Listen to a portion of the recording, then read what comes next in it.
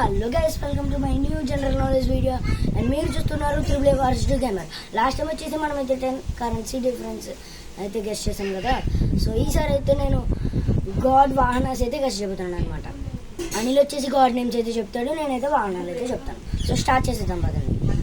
Lord Shiva, Nandi, lord Vishnu, గరుడ, lord బ్రహ్మ, హంస, Lakshmidevi, owl, Ganesh, మూషిక, Karthikeya, peacock, Saraswatidevi, హంస లేదా పికాక్, దుర్గాదేవి, లైన్ టైగర్, ఇంద్రుడు, Airavata, Yamadharmaraju, male buffalo, Hanuman. Camel.